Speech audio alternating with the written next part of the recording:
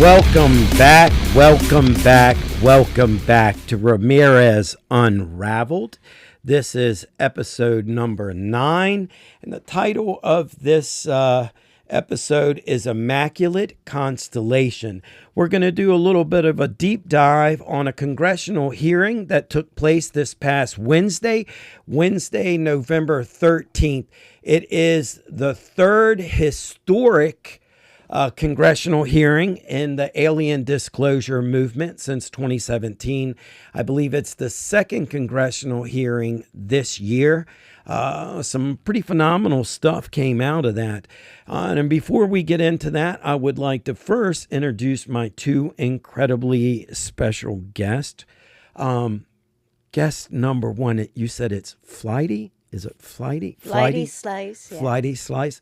The beautiful and wonderful Miss Dawn Custer of the Slice Girls, Miss Flighty Slice. And Miss, what's the Slice one with you? I'm Psycho Slice. Psycho Slice. Miss Andrea C. Moore of the Slice Girls from Cumberland, Maryland. We do a couple of things on this show, right, to promote different things. But we do an art plug every show. So I thought it'd be real nice let's go ahead and pull up our first graphic, Nick. So we're going to open this with, I want you two girls to talk to the audience about what you do with the open mic nights at Miso's. This is every Tuesday. Miss Flighty Spice first.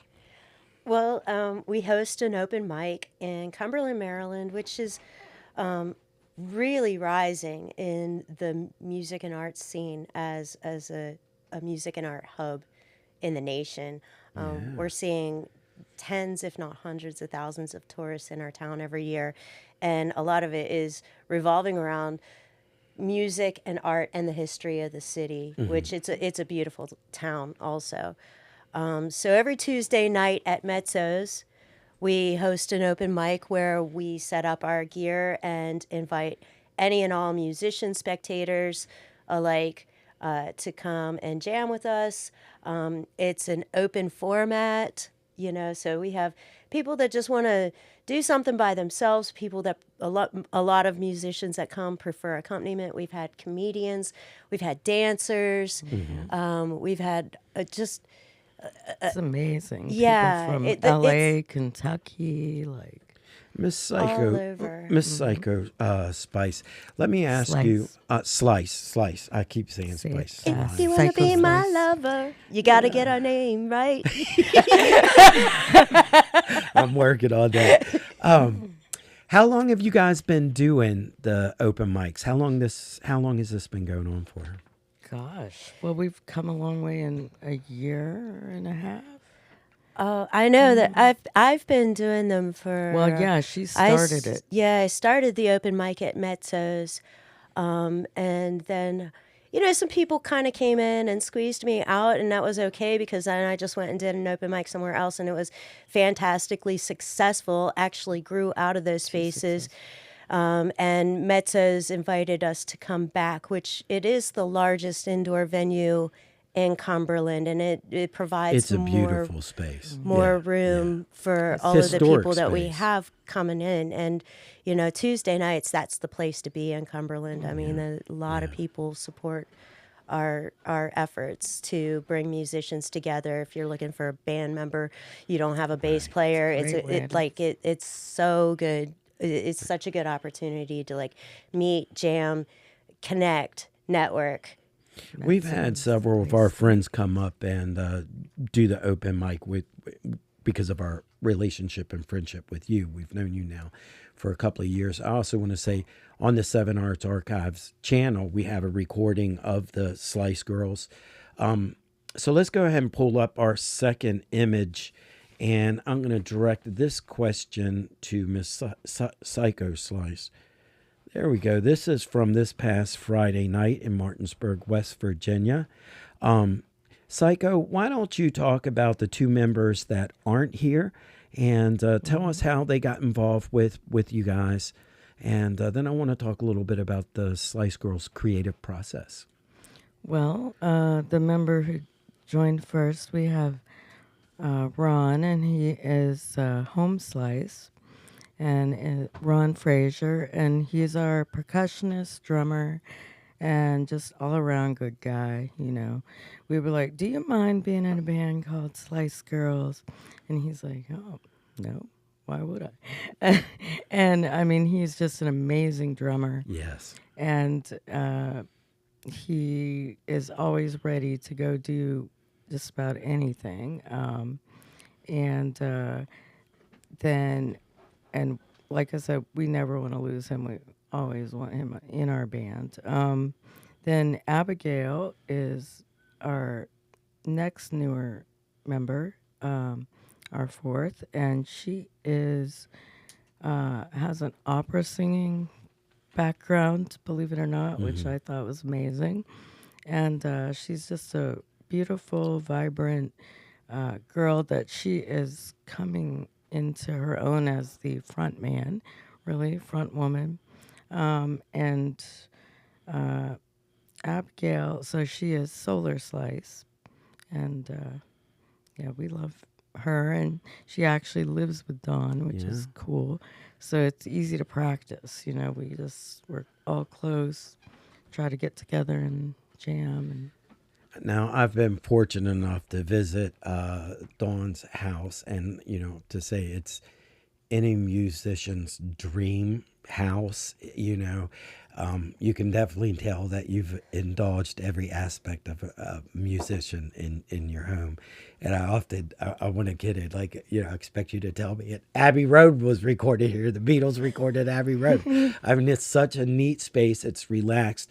So I want to talk about, for me, what I like about the Slice Girls is there's this real organic chemistry between all of the members. So let's talk about how you guys form, and let's talk about how the creative process and the collaborative process works amongst your fellow musicians.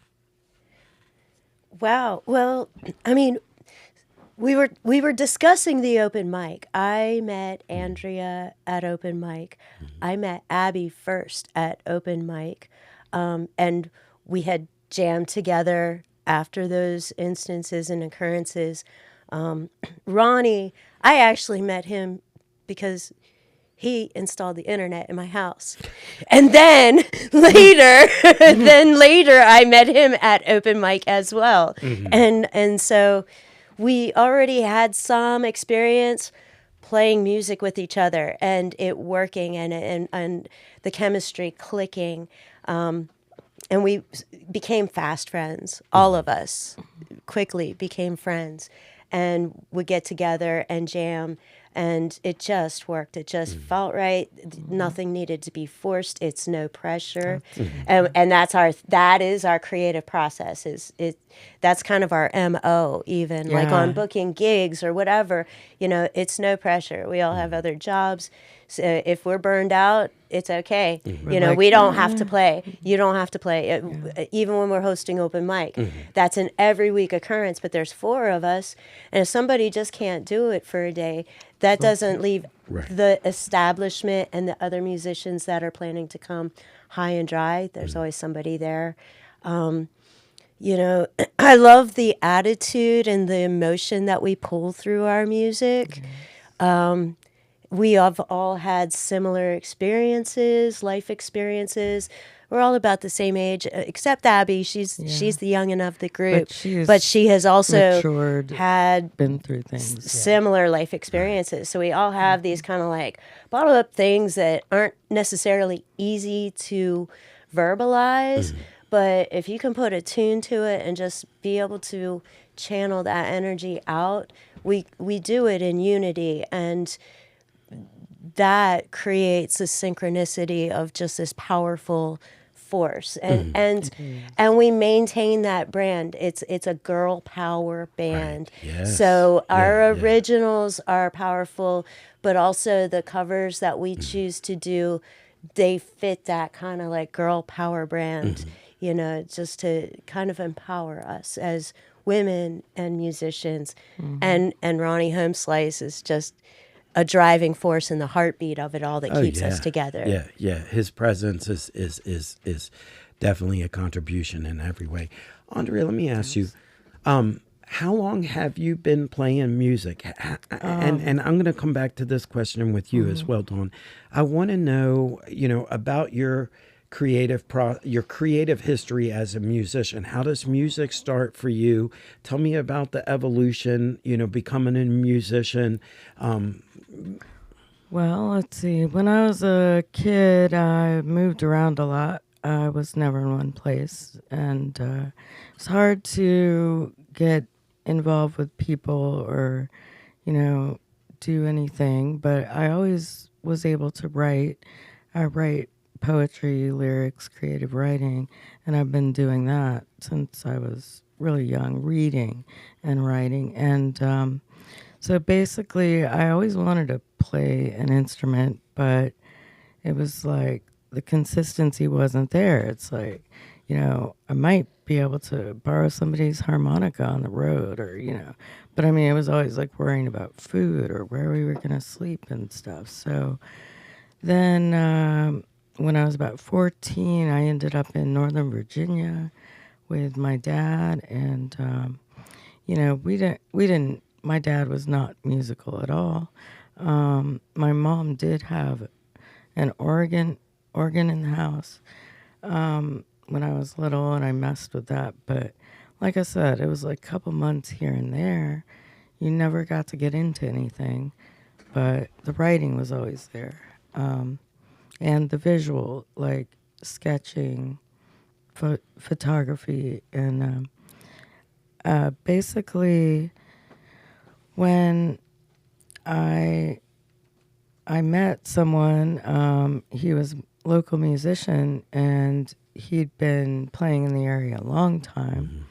And we had a relationship, and he didn't want me flirting with the guys at his gigs, so he taught me to play the bass. And I loved it.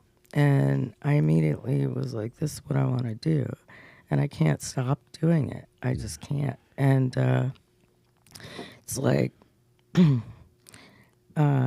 I got an amazing green Hofner bass, and then I got another Hofner bass and a ukulele. I started messing with that, and I'm kind of taking lessons in lead guitar from Gary Boggs. He's another friend of ours.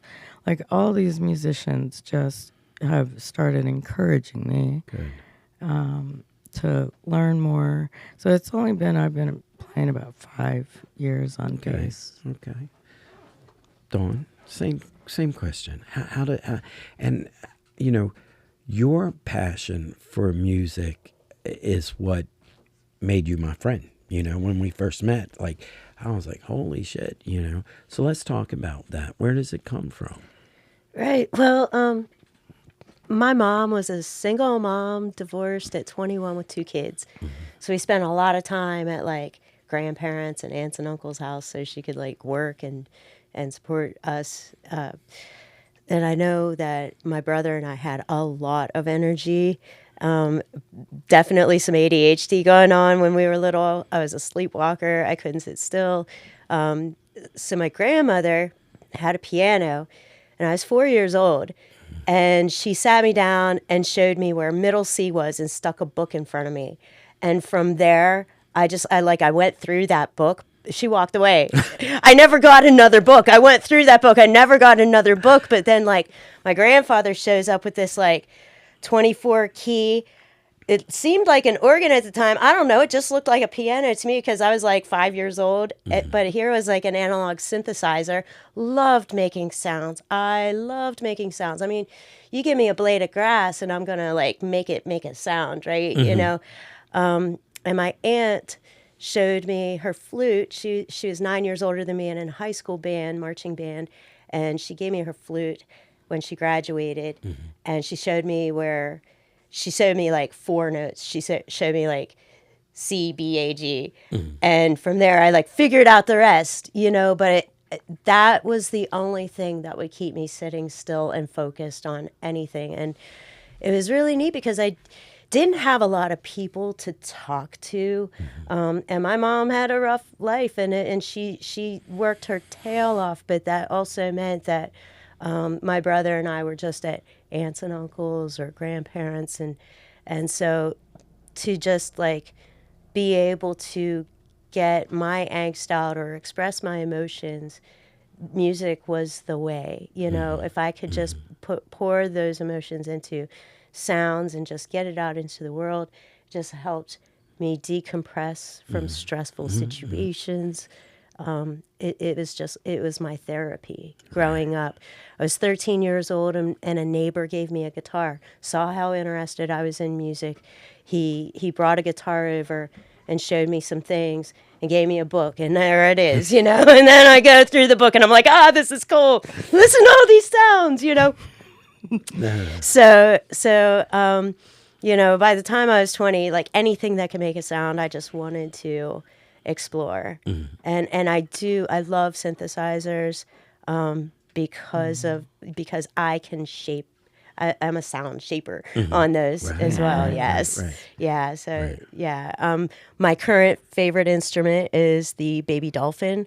I have this water bottle that I took the straw out, and it sounds like a little baby dolphin is coming out. You know, it's like cool. You know.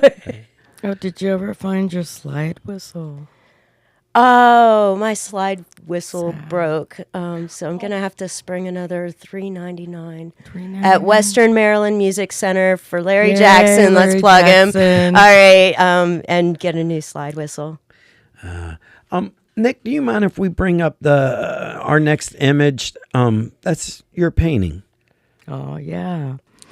Oh, I will tell you. So we have a great arts community in Cumberland, and Tom Furlman and his wife have come into Cumberland and bought where the Arts Council gallery used to be. And it's 2 floors. They're going to put in an Appalachian cuisine restaurant. So you're saying that Allegheny Arts Council, that space is leaving? So they're not in the same space. They moved to a different. That was such a beautiful building. They had such when I was there for Savage Mountain a couple of years, I got to see that space. It was stunning. It was awesome to see such a well organized art group in such a rural community like that. Martinsburg doesn't have anything on that level. Nothing even close. Yeah, the arts, and they're still there. They're still downtown, I believe, and basically they're still supporting the arts community. I'm still a member of the Arts Council, but the Furlman Gallery is in that gallery now, and I believe he's from New York. I'm not sure, but I think it was in a weekend, he was like, I need some people to help me carry drywall. And then it was like we submitted our art. We had an open studio. I was in with my friend and fellow artist, Sheila Wade, at her Airbnb / art studio. And so basically people could tour. We had 65 artists. They let the artists take it over. And I mean, I think they did an amazing job. And but I will tell you, the Furlman Gallery supported us by putting our work. He set these walls up in the upstairs. It's a gallery. I mean, it was quick. And it looks as good as anything I've seen in DC or... it's just amazing. And the way they laid that show out was amazing. And the art there. We have so much talent in art and music in our area. Yes, agreed. And then, so basically, that was my painting. I started working with resin. I really like it. It's very cool. Now, before we start getting into our topics, you ladies were teasing me earlier with the RFK, your rendition of the Marilyn Monroe. So I was thinking if you ladies want to do a little happy birthday to and we're hoping very much to do a JFK episode in the near future. So let's do the happy birthday. Yeah, see, I was like, I can't help it. Do it. We can't help it. Happy birthday to you. Happy birthday to you. Happy birthday, Mr. President. Happy birthday to you. And you. And And more. you. And you. Now, to close this segment before we get into our topics, how do people follow the Slice Girls? Let's plug everything you guys are doing online. How that, tell our audience. Facebook. Yeah, Facebook. Facebook and YouTube. I mean, we're kind of Yeah, lazy about we're that. starting But YouTube. we're starting to. Now we're gonna do put some this things, with our YouTube We're gonna stuff. do Hopefully, yeah. eventually a Links website Yeah. and some links. So right now you're big. Me too. Facebook is easy. You post what you're doing, pictures, stuff like that. I call Facebook proof of life. Yeah. All right. So let's go ahead and bring up our next still image. I've made I don't read anymore. When I was younger, I read prolifically, but my mind is not, I don't concentrate in the way I did. But I was fortunate enough to read Frank Herbert's Dune. It's the only book in the Dune series. It's the only Frank Herbert book I read. Originally published in 1965. I thought it was one of the most incredible books. Incredible. I had seen both the David Lynch film and then the sci-fi miniseries, and it, for me personally, when I would read fiction like that, it was always nice to have something I could ground in. So when, Muad'Dib, I think is the name of the main character, to me it was the guy from the David Lynch film when I would read it, But yeah, I thought it was an incredible book. It's the spice. He is the kid's etc. So you guys have you read it or just seen Yes. the Read films? it. Yeah, Read great it fucking and book. seen the movie. What about the new films? Have you guys seen the new Dune? No. I have not. I saw the first part of it. It's by a filmmaker named Villa Dune or something like that. It's a good film, right? And it's interesting because I think it's relevant to this, what we're going to get into. His depiction of space travel in the new Dune is very similar to what some of the videos we're going to look at. So let's go ahead and move on. This is the conspiracy theory part of our show. And for everyone following the episodes, we are going to stay with the show with the conspiracy theories. We want the first half of the show to be like this, a very relaxed conversation about who you guys are. Then we pick a couple of neat subjects and we dissect them. So today we're going to take a look at the Immaculate Constellation. And let's go ahead and cue up the X-Files. Let's hear the X-Files and get ready for this.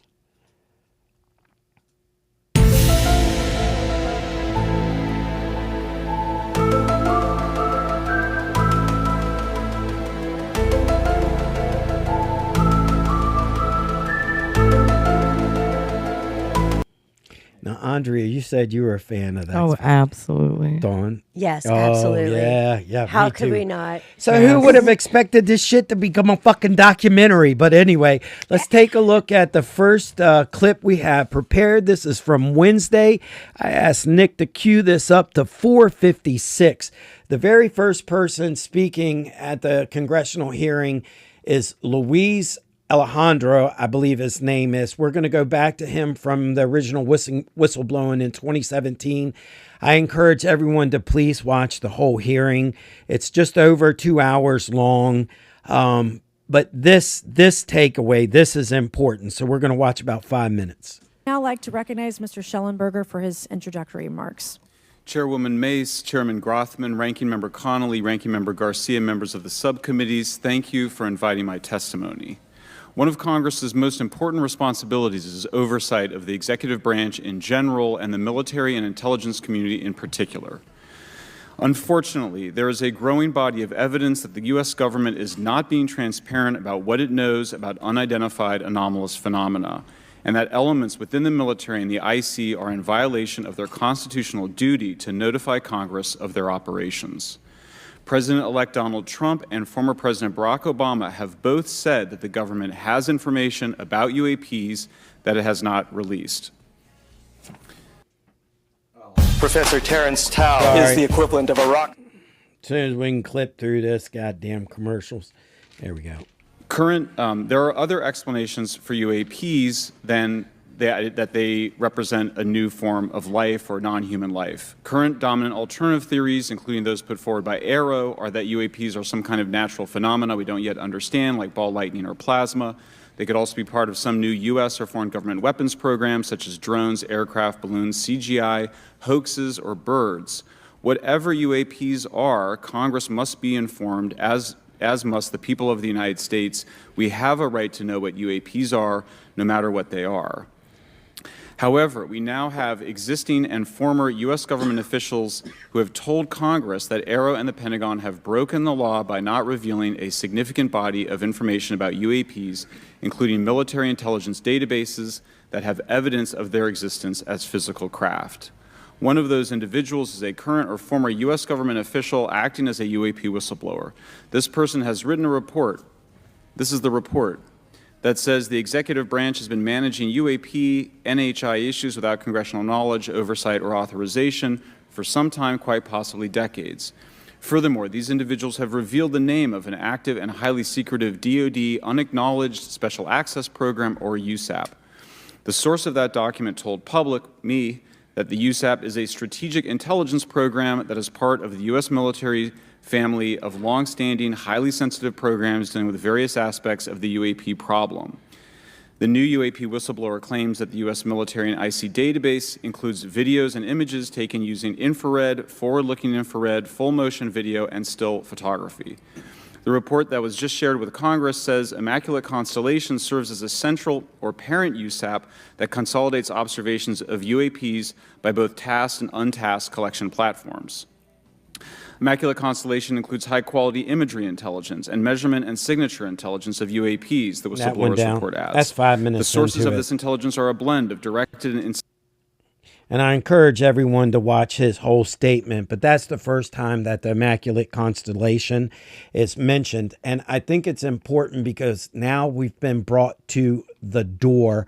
I'm curious, have you guys followed this at all? Are you aware of what's going on with disclosure? I think I saw some of the earlier congressional hearings, and it is amazing. And, you know, I notice how the president's hair like instantly turns gray, and it's like, what are they telling them?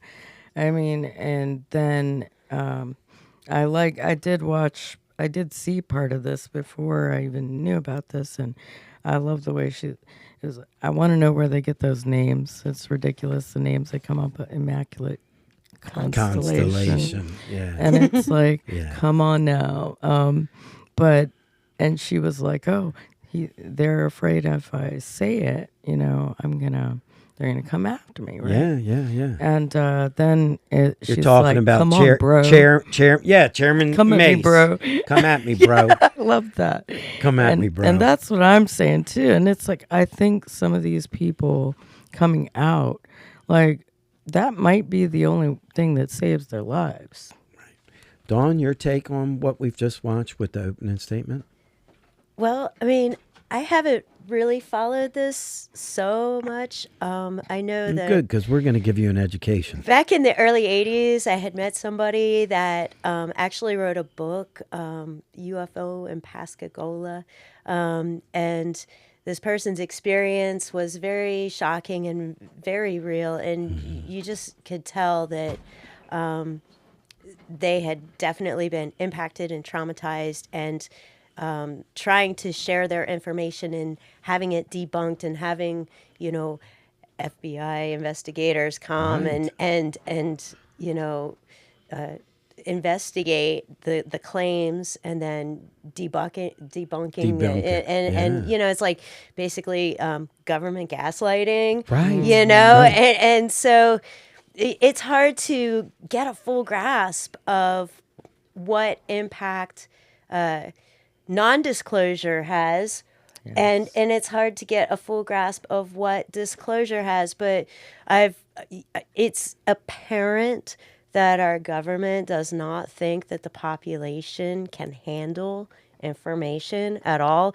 I actually feel like it doesn't They do seem that that with our a lot government of can things, even yeah. trust us to make the decisions on who is in the government. They always have to Right. Yeah. finagle their ways to make sure that their people get in because do they think we're stupid? I don't know, but Yes. to believe that we are the only creatures in our galaxy or in our in our universe is a bit egocentric. I agree. Let's go ahead and take a look at this. Is another clip from Wednesday.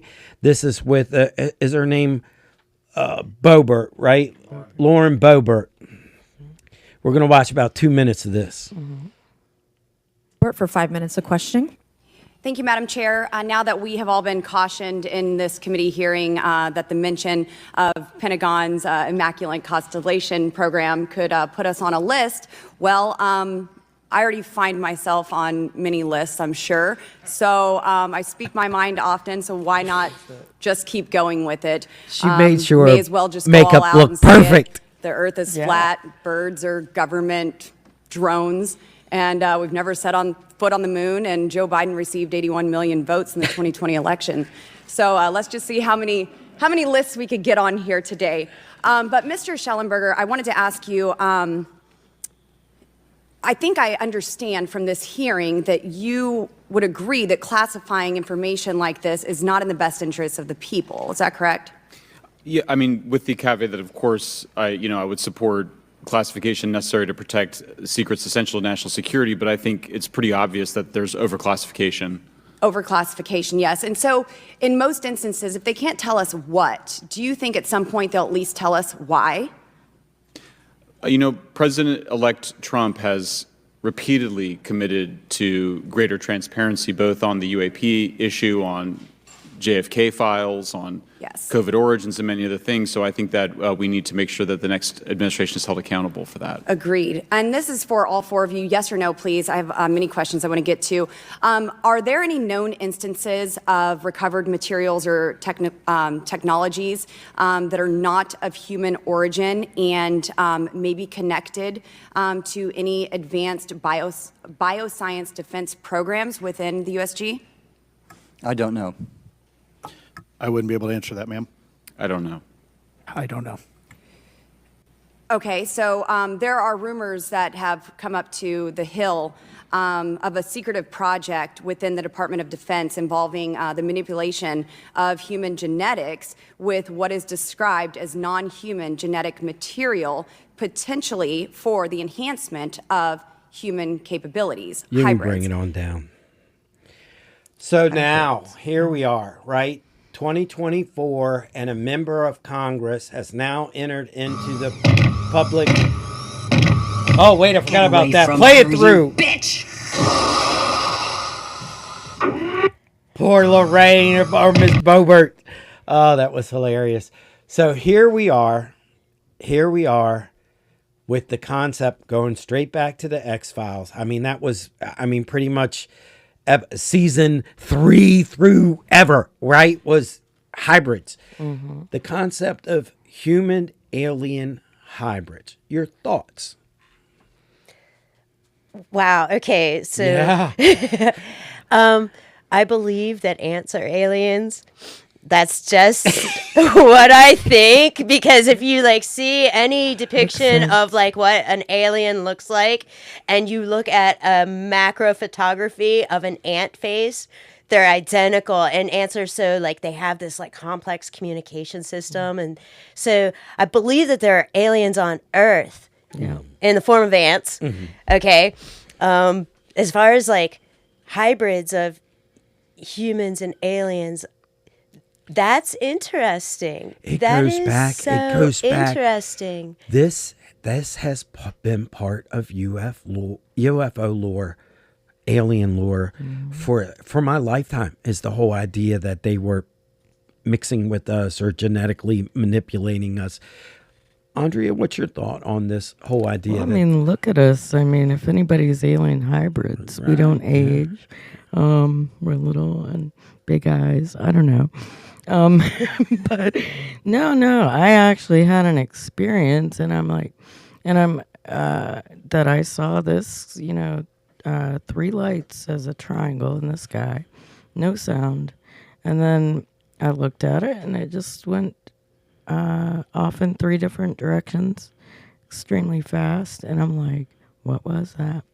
And then I went to sleep like normal that night. And then I had this dream, that I was in this weird area of the house on a bed that nobody could go in. It was like dilapidated, right? And there was a bed in there. But I was on the bed, and it was like this light came in the window like helicopter, I thought it was, but it was like a dream. But then I woke up the next day, but it was odd that it all happened. The whole story that you tell is there's a universalness to the abduction story, right? The missing time, the dream, all of that. I thought about using for the literary dedication today a book by Dr. John Mack. He was a psychiatrist in the 90s, wrote a book about abduction. Mm-hmm. And I do want to do an episode on, I don't know if you're familiar with Betty and Barney Hill. Yes, I was just going to mention Betty that. and Barney Hill, the interracial couple that in the early 60s are the first to claim that they were abducted by aliens. Yeah, and their stories look like real, and why would anybody... Consistent with Travis Walton, and very similar to your own story. And there's countless stories of Americans who claim they've been abducted, that medical tests have been ran on them, that genetic material was taken from them. There's women that claim that they were pregnant for a period of time and the fetuses have been removed. So, following this whole alien disclosure thing so closely, right? Like I listened to Tucker as a leading voice in this, Tucker Carlson, Joe Rogan. Tucker says that there's aspects of this that are absolutely terrifying in every conceivable way. Let's go ahead and bring up our next. I wanted to go back in time with you ladies. We're going to cover the videos from 2017. The very beginning of disclosure is a New York Times article that's published in December of 2017. This is a CNN story shortly thereafter. The U.S. Navy has finally acknowledged that video is appearing to show UFOs flying through the air. You know what's in your God cheap damn protein? commercials. After a word from our sponsor. Right. Someone who keeps is not paying us to do this, by the way. I have There we YouTube Premium if you want to UFOs sign flying in. through the air are real. They don't call them UFOs. They call them unidentified aerial phenomena. The several videos they're talking about were recorded years ago by fighter pilots. Then in 2017, they were made public by the New York Times. More now from our Randy Kay. Look at that thing. It's rotating. Images of that rotating thing captured by U.S. Navy aircraft, sensors locking in on the target.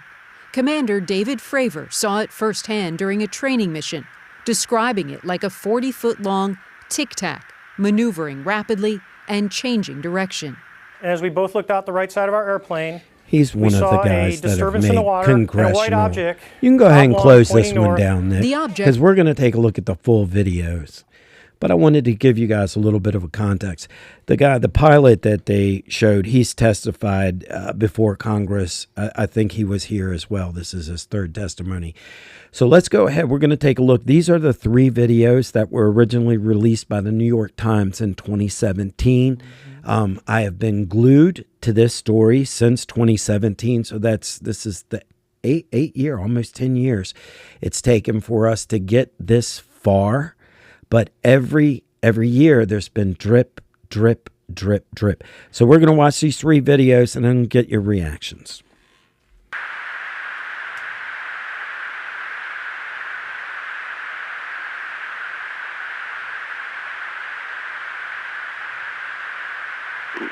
Nickel 6-1 Tango Project, over. Oh, got it! Woohoo! Roger, there's troubleshooting.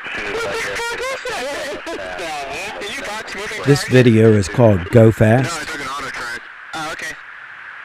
Oh my gosh, dude. Wow, look at it fly. Dude, that is a fucking drone, bro. There's a whole fleet of them. Look on the ASA. A whole fleet of them. They're all going like chance of the wind. The wind's 120 knots from the west. Look at that thing, dude. Look at the aura around it. You notice the aura around it? It's like a force field. A force field, exactly. That's not our LNS though, is it? It's not. That is the LNS, dude. Well, if there's like look at that thing. It's rotating. Oh my God. This is David Graver, the one in the CNN report. This is the footage he shot.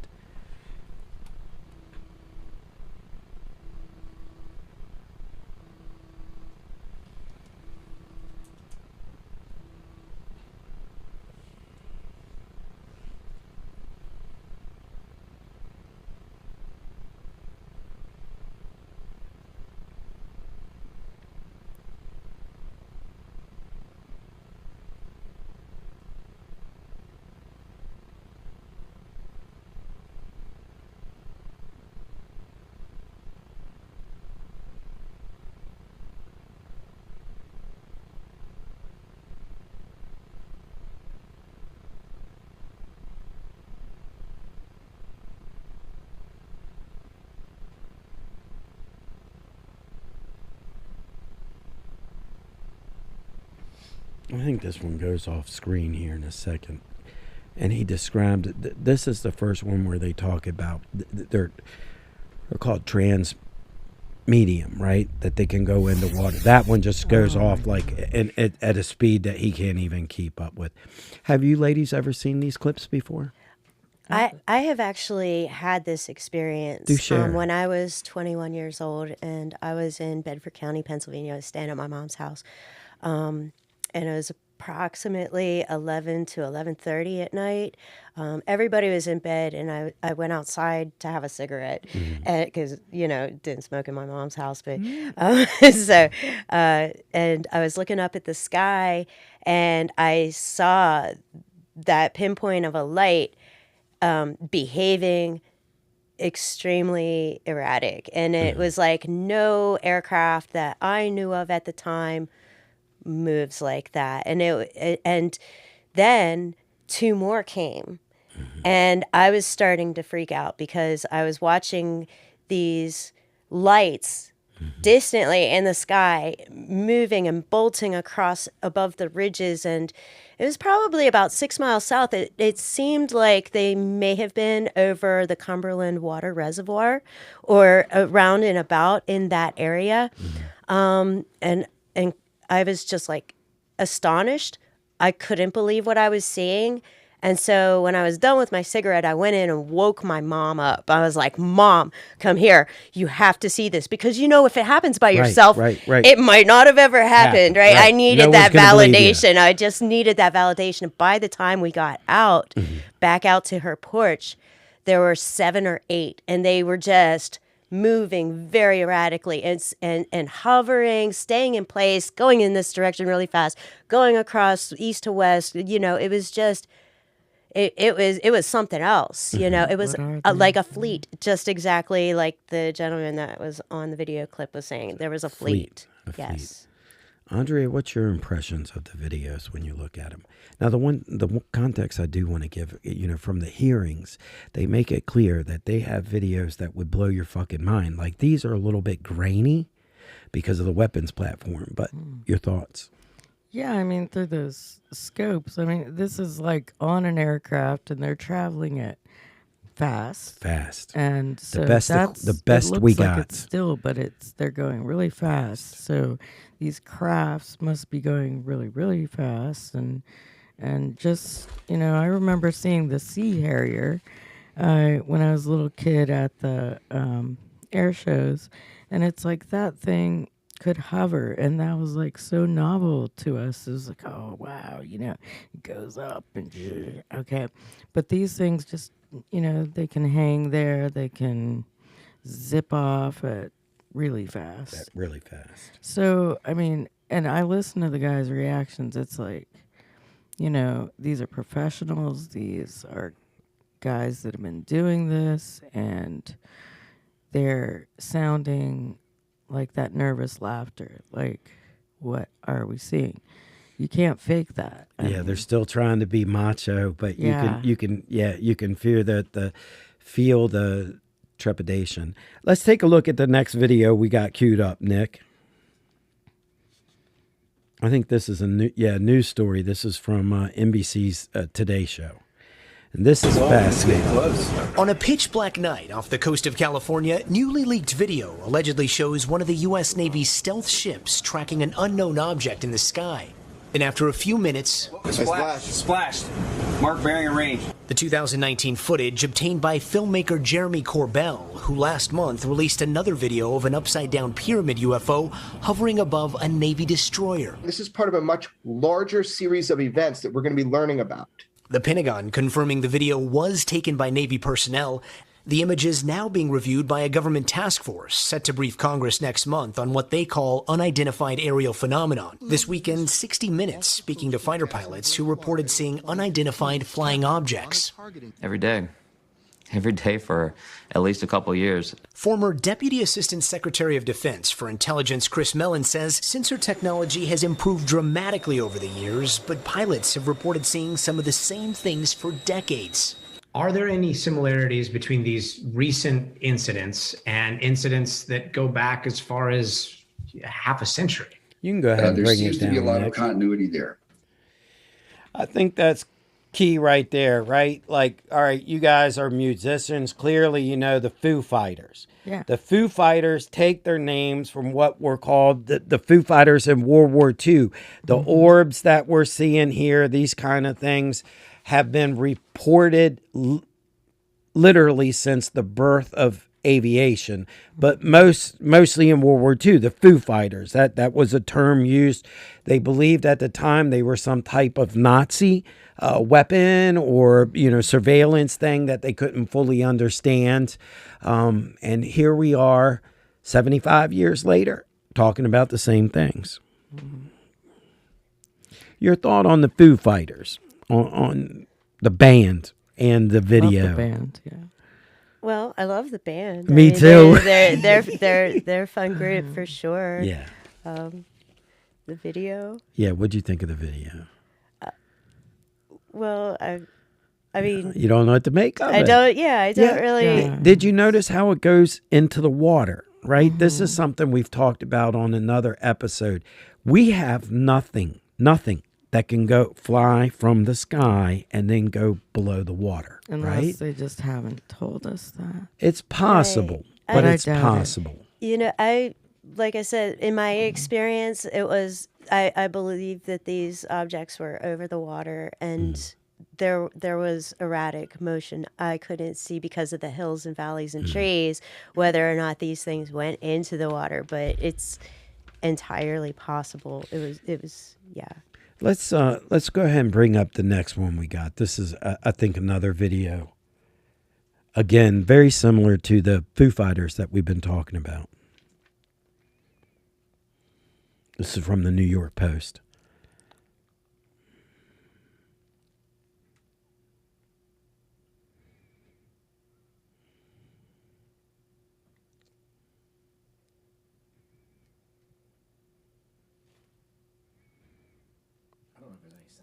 No sound. And it's super short. So where was this at? This one, I believe, was filmed somewhere like Kuwait or somewhere in the Middle East, if I'm not mistaken. One of the last videos that we're going to look at is, again, shot on a military platform. What's fascinating about the ball there, right? You see no signs of propulsion. Going back to when we were talking about the new version of Dune, right? Their presentation of how the ships fly are what we would consider like an anti-gravity kind of thing. So when you look at the ball, no clear signs of propulsion, none. Like we have jet engines, propellers. We need to push and pull our things through the atmosphere. What's your take on the ball? Well, What the hell is that I would thing? like to get on the ball personally. I sit on a ball at my computer desk,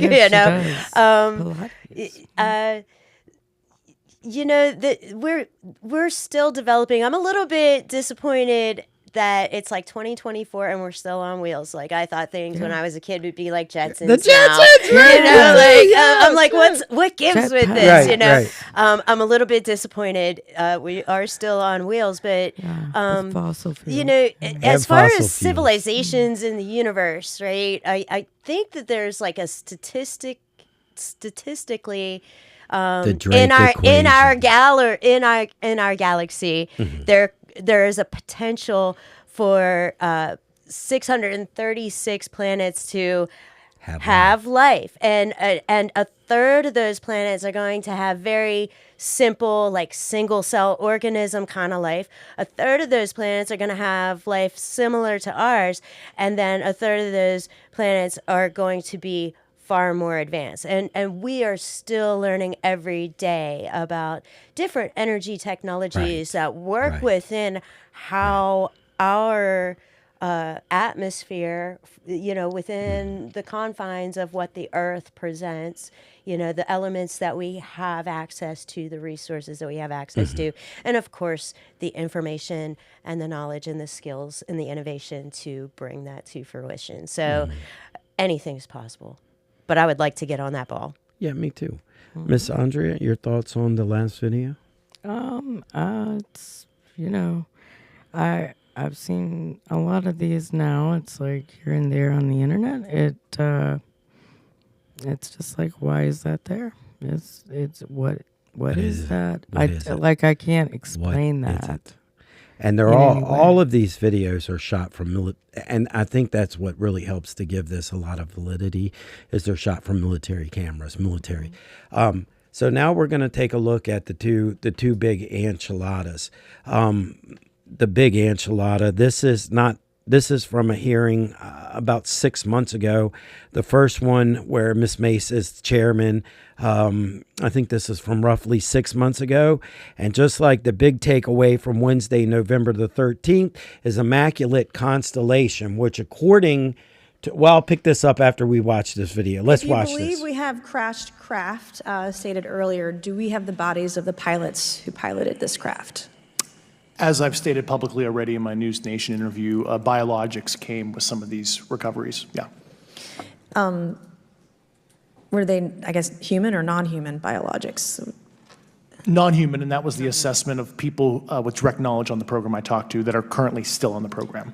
And was this documentary evidence, this video, photos, eyewitness? Like, how would that be determined? The specific documentation I would have to talk to you in a skiff about. So there you go. That's the big enchilada. They've recovered alien beings, right? Not of this earth. When you listen to people like Tucker Carlson, Rogan, all of, Jeremy Corbell. So I know everyone thinks that Rogan and Tucker have these political agendas. So forget them. Just go with filmmaker Jeremy Corbell, right? He's apolitical. There's no politics. Everything from Roswell on that you've been told is a conspiracy theory is true, right? So when, Dawn, can you accept that aliens are real? Would that traumatize you? What tell me. I absolutely accept that aliens are real. Yeah. Yeah. Am I traumatized by it? No. We've been coexisting as human civilization for tens of thousands of years with aliens around. And did they build the pyramids? Did they manipulate us? Yeah, look at that stuff, the Easter Island heads. Exactly. Right. So does it traumatize me? No, not at all. No. Do you want to know more? Would you like? I would like to see images of the aliens. I would like contact. Good, bad, or indifferent. And I'm sure that there has been contact between our government and them. In UFO lore, Eisenhower met with them, right? That we've been cooperating with them, and that from Eisenhower on, we had given them permission for the human experimentation. Again, I think these are some of the things that terrify, like Tucker Carlson and Andrea. What's your take on the whole possibility of the alien phenomena? Well, I mean, I think it's quite feasible, and like there are some things that raise flags for me. Like I look at Obama. When Obama just suddenly said no more space program. I was like, what's up? Right. What's up with that? And then Trump, was like, oh, we need a space force. So it's like there's two very differing beliefs. And then Elon Musk's been sending things into space, and he really seems to be cued into something different about Elon Musk. Yeah, he could be one of the hybrids. Yeah. I almost included a clip in this show that shows one of Elon Musk's rockets, right, in a stage of separation, right? It's got astronauts and they're separating. And this fucking ball that looks just like the fucking balls we've been looking at go streaking between two pieces of incredibly close, right? Incredibly close. I also looked at, the ISS, the International Space Station. Whenever they have an anomaly, they cut their live feed. So it's happened multiple times that all of a sudden they start seeing something that they're not supposed to, and they just cut the live feed. It's almost at this point where things are just hidden in plain sight. We're going to take a look, and we're going to summarize this section. I showed this video in episode 2. I'm fascinated by this video. I think it's the most intriguing thing out there. We're going to watch a few minutes. This is called The Jellyfish. It's the last release by Jeremy Corbell. It's roughly about 6 months old.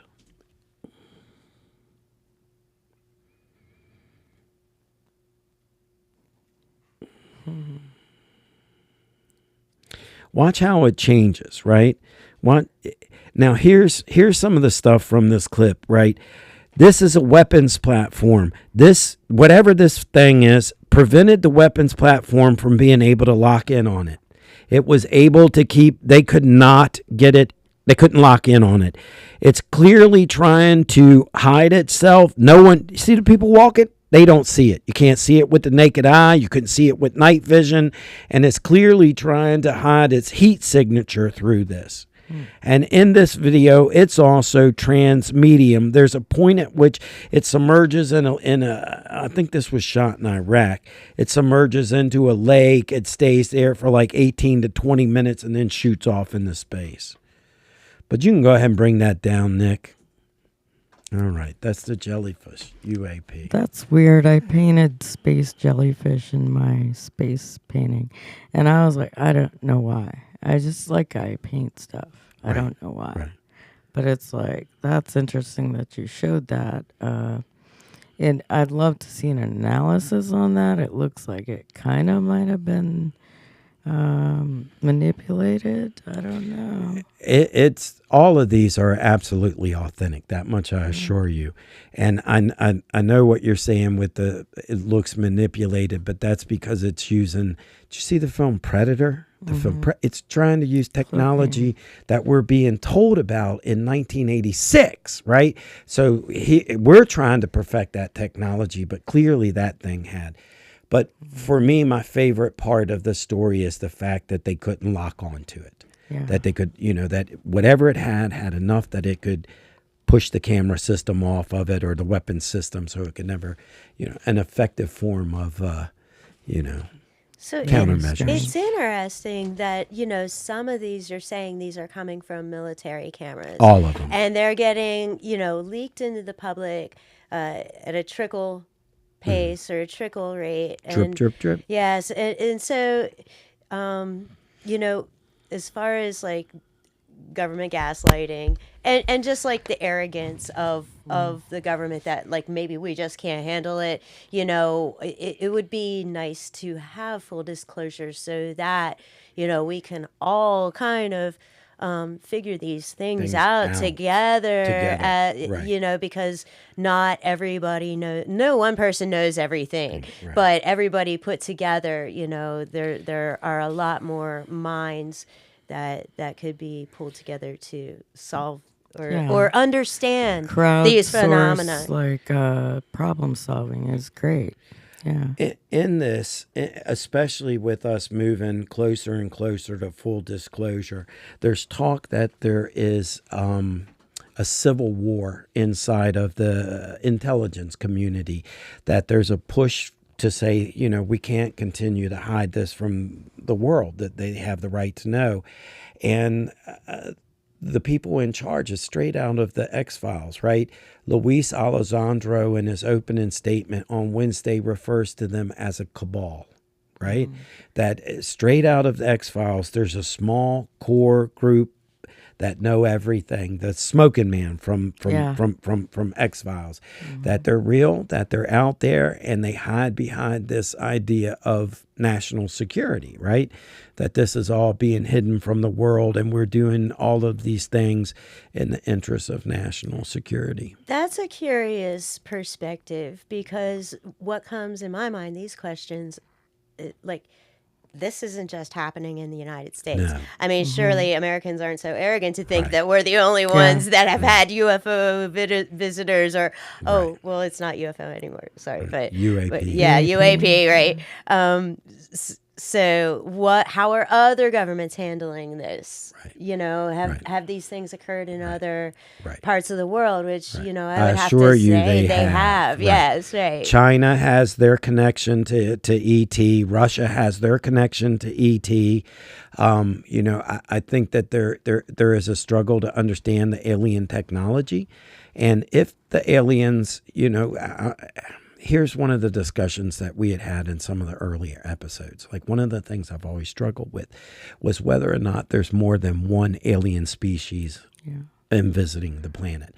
For me, me too. Now, at this point, I did. When I was younger, I could only accept the grays, but there could be competition, right?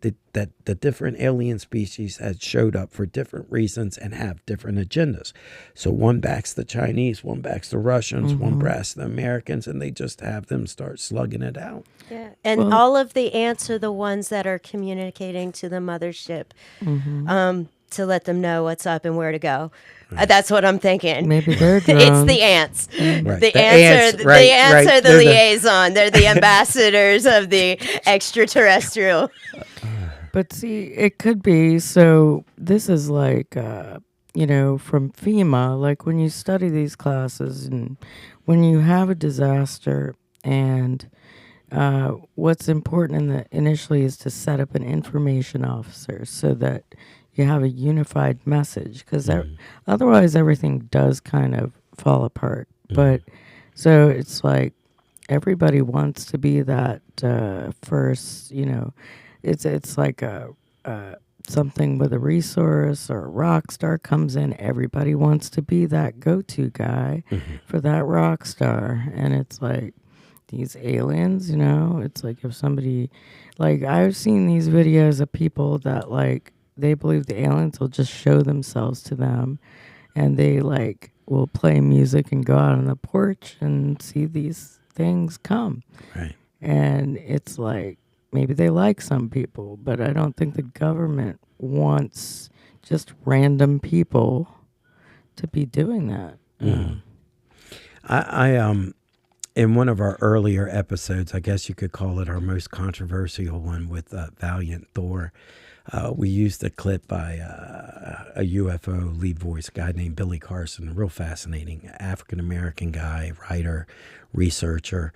And we use him on a synopsis of what are called the Anunnaki, and this belief that there was this ancient alien species that had come to Earth and basically created us as a slave labor to mine gold for them. And then when they were done mining gold, they leave us behind. But he put forth the idea that they put in us a worship gene, right? He calls it the God gene, like that. So we would worship them. We wouldn't look at ourselves as slaves, but we were serving the gods. So, is it possible that they've had a lot to do with our genetic history? Absolutely. I don't have any problem with that. For me, one of the things that I find interesting, of course, is like after all of this time, people remain in denial. So I think we're going to go ahead and close with the Black Knight one. Let's go ahead, because this one goes back to, I think, 1799 or 1899. Let's take a look at the first video. We're going to watch about 3 minutes. This is one of my favorite. I first heard about the Black Knight sometime in the 90s. The legend of the Black Knight satellite tells us. Goddamn commercials. Someone said we need to get. I got through them before. Right. Yeah, I was gonna say I have YouTube Premium. Premium, yeah. The legend of the Black Knight satellite tells us that a spaceship of extraterrestrial origin has been orbiting Earth for many, many years. Sounds crazy, right? But over the years, the supporters of the theory have gathered a lot of evidence to prove it. So let's look at it and judge for ourselves. 1899. Famous scientist Nikola Tesla built a giant tower in his laboratory in Colorado Springs. This tower was supposed to allow him to study atmospheric electricity and wireless energy. Everything went fine until one day he discovered something unexpected. The tower began to catch a signal that seemed to be artificial. At first, Tesla thought that the signal was coming from somewhere in the atmosphere, but it turned out that it had been coming from an even greater height, from outer space. Tesla decided that this signal was sent by some extraterrestrial life. However, the scientific community ignored his theory. Although they respected Tesla's genius, they still considered him to be a weirdo. But a few years later, Tesla's reports were confirmed. The inventor of the wireless radio, Guglielmo Marconi, intercepted similar signals. Then in 1927, Norwegian radio engineer Jørgen Holst noticed something unusual. When he sent signals at a certain wavelength, they were sent back to him a few seconds later. At first, he thought it could be an ordinary radio echo. It's not uncommon for short radio waves to bounce between Earth and the stratosphere. This phenomenon is called propagation. But usually it happens very quickly, in about 1/7 of a second after the original transmission. However, the signals that Holst received took about 15 seconds to get back. They also didn't match the radio echo people were used to. The engineer wasn't the only one to witness this phenomenon. Many radio enthusiasts discovered and confirmed these signals, but no one found any explanation. So what was it? Could Tesla have been right this whole time? You can go ahead and Let's bring that unpack one this. down. And let's go ahead and bring up the image. This is our last image. So when I originally started talking to you about doing this show, I was going to do one exclusively on the Black Knight. But after the congressional hearing, I thought, let's focus on that. And then we could close with the Black Knight. Because again, just like talking about the Foo Fighters, with this whole alien thing, it's been part of my entire life, right? And for most of my entire life, I was told you're crazy if you believe in UFOs and aliens, it's swamp gas, Venus, or whatever. So I was aware of the Black Knight since the 1990s. So I'll ask you two ladies, when I say UFO, when I say aliens, what are some of the stories that you remember through your lifetime? Like what stands out? I remember this incident or that incident. Anything that just jumps out. For you, Dawn. Well, I just have some personal experiences. And some people that I had met that maybe had closer encounters than what I can say that I have. The Nikola Tesla was a genius. Genius. And had he had more support, could you imagine what the world would look like today? Internet in the early 1900s instead energy of now. Without wires. And without having to pay for it, just like, a different world. Wow. Yeah. Well, I mean, it's like the Arcadians with the technology that they had. Like steam to open these huge doors. And I don't know why nobody even talks about them anymore. It's strange. But then Tesla, I had a Van de Graaff generator when I was a kid. I loved that thing. And it's like I would stand in the laundry basket, my dad was in the government. He was definitely into that stuff. And taught me a lot about physics and stuff when I was little. But we watched all those shows, Star Trek and In Search of. Oh, heck yeah. In Search of. What about Kolchak the Night Stalker? Oh, the yes. culture. My mom. Oh, my God. My mom and I watched that all the time together. Yeah. Yes. And I mean, it's like it was in our imagination, but you've got people like, so Tesla reminds me a lot of Elon Musk. It's like there's these weird parallels there. And it's like, and I think about like Ukraine, like they asked Musk, like, could they use his Starlink to, kill people basically with the drones, target people. He was like, no, I don't want to. I like that about him. I hope he maintains that.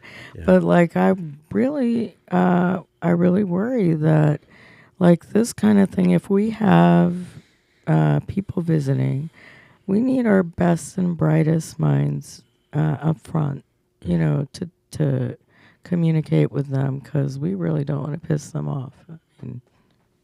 And it's clear the people that are controlling the information now have an agenda. This has been awesome. This has been a really good conversation. So I promised Dawn that we would be able to work and share with the audience your conspiracy theory on, what do you call it? Pronoia. Oh yes, let's do the whole pronoia bit to take us down. I get to plug my favorite conspiracy theory because I'm like definitely a follower of this train of thought. But pronoia is the belief that others are conspiring to do you good. So, I am able to sit in this studio and watch Nick flip switches around and understand that there have been thousands of people that have been meticulously and intricately coordinated to get all of these buttons to work for Nick. All of it, I have my cup of coffee in the morning in Cumberland, Maryland. There are no coffee trees. I don't live beside a waterfall to turn my spigot on. There are thousands of people that are working to get these things to happen, so that I can have a cup of coffee in the morning in Cumberland, Maryland. So I just want to put it out there that there are far more people that are conspiring on your behalf, and maybe they have intentions too. Maybe they're just trying to feed their family. But it is an orchestrated effort, and there are so many more people conspiring to do you good than to do you bad. Now, when you first told me this, like, I have to say this at least once every other episode, probably once every other episode. I'm a fucking idiot. So, like, I'm sitting here and I'm trying to digest, like, pronoia, and then it comes to me, oh, it's just paranoia with pro on it, Like, I'm like, oh, okay. I thought it was great. So... Oh, anyway. All right. So, Slice Girls, what do you guys want to say? Anything want to plug anything? Ask everyone to follow you? Anything you want to say? Sure, follow us definitely if you want. Come to Cumberland and do a come to Cumberland. Come check out our open mic on Tuesday night, and definitely come down, play with us, meet us, and have fun with us. Because, like, really, if the aliens are here, we're all in trouble. We need to have fun. Yeah. Let's just enjoy it and relax and enjoy it. I thank you both for your friendship, and I love you both, and thank you both for coming on the show. I'm a big fan. I am a fan, and I am a friend of the Slice Girls. I love what you guys do in Cumberland. I love your band. I wish you nothing but happiness, success, and longevity. So let's go ahead and bring it out.